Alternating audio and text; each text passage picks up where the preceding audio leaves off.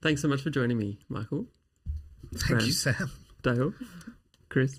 We're here to chat about Olli Mustonen and his string quartet. Dale, what can you tell me about this composer? Olli is one of those rare talents who is equally at home as a composer, as a performing pianist globally, and also as a conductor. So he is just an extraordinary Finnish genius, you could say. He studied composition with the wonderful Finnish composer Aurora. He was writing from a very young age and performing on the concert platform from a very young age. And here in Australia, he's a very well-known personality. He's come and performed on numerous occasions with the Australian Chamber Orchestra. He's with many of the symphony orchestras here. Wow! So he's just a brilliant man, and his music is so incredibly compelling and visceral and rhythmically complex. I adore his music. He has such a familiar voice that you hear something and you know it's Mustonen, and I think that's a mark of many great composers. They're just recognisable like that. So it's also just quite rare. I'm struggling to think on the spot about any other person who's, I'm sure there are, but conductor, soloist, composer in he sounds like a triple threat. Yeah, totally. I mean, here I am just trying to play the violin. Yeah. One source that I read said that his sound world includes elements of Bartok, Shostakovich, and Sibelius. Well, how can you not? He's a Finnish composer. Yeah, I would add Stravinsky to that 100%. list. Yeah. In relation to this quartet as well, I mean, there's a lot of moments where it is very, very Stravinsky, and this is following and neoclassical is the one thing that I, not in an academic way, but in his approach to the music that I've performed of his has been very full of elements of neoclassicism, which again those Stravinsky did very well, there's a kind of homage to composers that he respects is something that the greatest composers do and do very well, as he does. He has he falls into a small band. Ratovar, his teacher, and composers like him that borderline, sort of like what Schoenberg did partway through his career, like on the verges of, right on the frontier of tonality, and then what happens after tonality. Like, it's one of the hardest things to describe about that kind of music is that it is tonal. Like, it's not atonal music, but it uses tone like rhythm.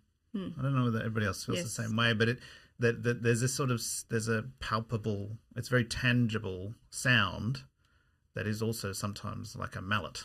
Like it's incredible. Like, and that, there's a small band, including his teacher and Schoenberg and Stravinsky as well.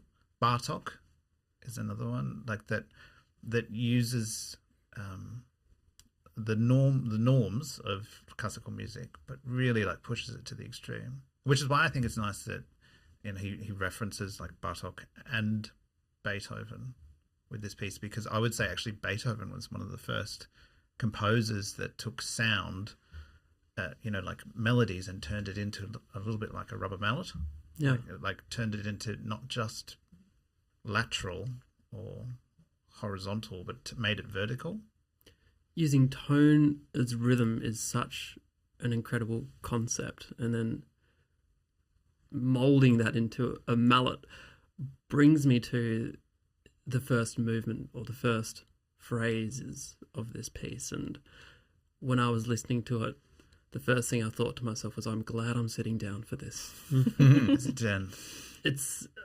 I've got tingles thinking about it, and I don't quite know how to put it into words. What can you say from a musician's perspective, of this first movement and then going through the piece? the movements are somewhat connected, like all music is, and he was creating a dialogue, I think, or a language for this quartet. Not to get too ethereal about it, because it still sounds like Mustonen, but it also sounds like a very different kind of Mustonen. Like you definitely know you're listening to Mustonen, but there's something more complex about the way that the anger is portrayed in the first movement, which is why I just love string quartets. When composers write string quartets, they're writing like a whole other level, which even Mustonen himself has said, like it's a whole other ball game when it's this string quartet. So there's this sort of palpable like threat in the writing that is very intentional. Like it is there to make you feel uncomfortable. Again, sort of taking elements of like Bartok and making it almost savage. Like there is a violence to it. His words, not mine. And that is such an intriguing sound, and an intriguing proposition to start your very first string quartet ever that way. It's a hell of a statement. Like it's fascinating reading reviews of this piece, because some people love it, some people do not love it, but the one thing you can't say is that it didn't make an impact.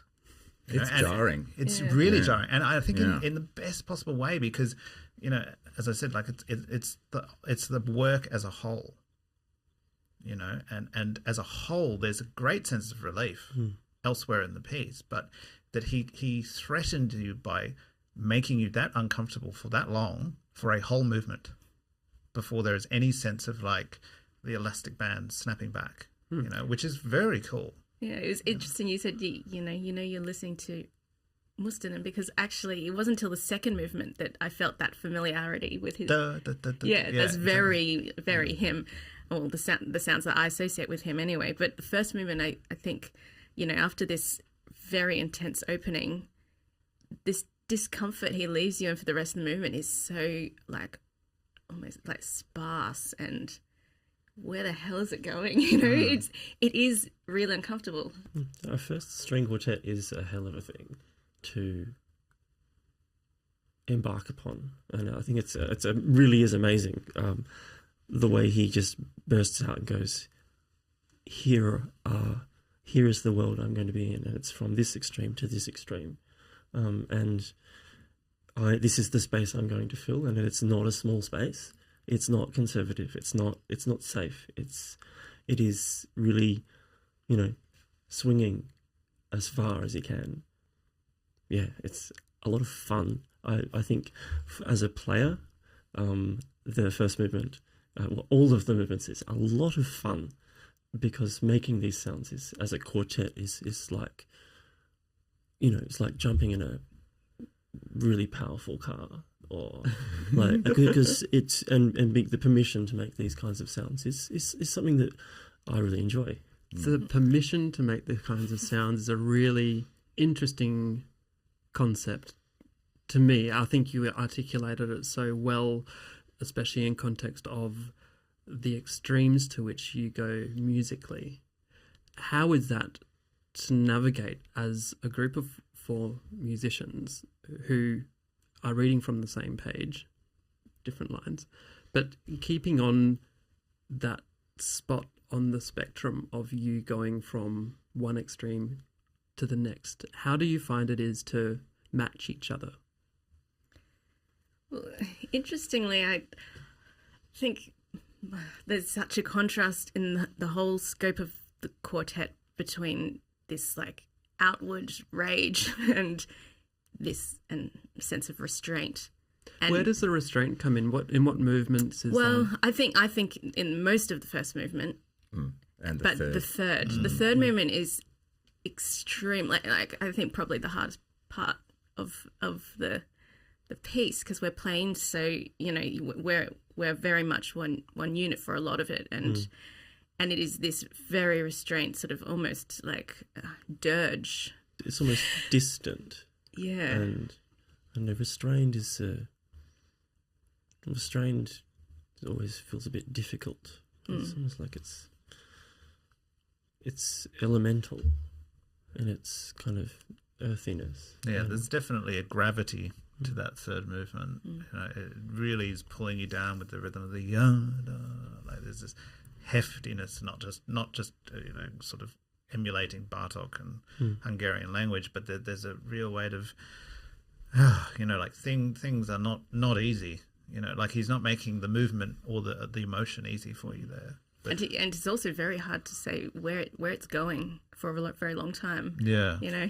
It's one of the only examples of a movement where the quartet essentially is in rhythmic unison for the entire movement. You are playing as an ensemble, like as a true ensemble, in the sense of you are playing the same rhythms. Yep, we're playing the same rhythm. There's the occasional breakout line, but it doesn't last for long, and then it comes back. And that's incredibly powerful over the course of 5 minutes or however long it takes. It is it creates this sense that the quartet is a one living, breathing organism, you know, rising from the earth. There's something very elemental about it, and then of course the fourth movement explodes with the return of the very opening of the first movement. So we come back to this ferocious material before finally he breaks out into a wild Hungarian, for want of a better word, orgy. Is There must be a is there a better word? tell us more. I don't know Dale. if there is a better word. I'm thinking Rite of Spring, you know. I'm thinking Yes, that yeah. kind of. But it's very Stravinsky. Like Yeah. the rhythmic and the meter changes is, I mean, no one really does it as good as Stravinsky, and Mustonen's really it works you up almost like that final dance in Rite of Spring is yeah. I'm excited. I mean, I hope the audience enjoys it, but at the very least, I'll be having a good time. Hearing you talk about it like this gives such an amazing insight into ways of listening. I think there are so many different ways that one can listen, particularly to this work. You know, I think by virtue of the first 20 seconds, it can be arresting, and it can paint a colour or it can paint a picture. But then to feel the sense, particularly as you talk about, Dale, in the third movement, of this extended kind of, you know, rhythmic unison that almost might last a little too long, almost David Lynchian in the way that he directs sometimes. And then to break out into, you know, what may or may not be an orgy. For the audience. Depending on the night. in the night. I read something that says this: Mustonen's work sounds very challenging to perform. I think that it's a complicated work to perform and to rehearse and to put together. You know, but that none of it is wasted. The challenge or the gauntlet that the music lays out is well worth the effort. And certainly as a listener, I think, you know, is it surprising? Would be a different word. Yes, I think. I don't think it's a challenging work to listen to. I think it challenges you to look for more in yourself and in your art, and that's never a bad thing. I think, not to dwell on that aspect, but there is an athleticism that is required with this work.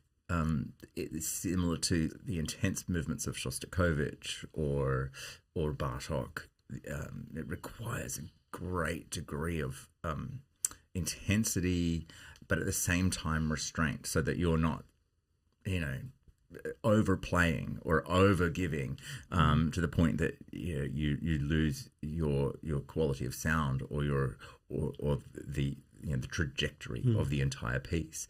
So I think that's one of the greatest challenges with this work, is to to bring as much bristling energy and intensity into these moments as possible, but then also to kind of to keep in mind the trajectory and the scope of this wonderful piece. I haven't heard this live ever, this quartet, but I imagine if I heard a quartet playing it, I'd be sitting with clenched fists. And, sometimes I get very nervous watching people perform, and I don't know why. And I think this would be one of those pieces. And, what just comes to mind is, the meter changes in the last moment, the like, oh gosh, it's just like those moments where your heart skips a beat, and it has that sort of,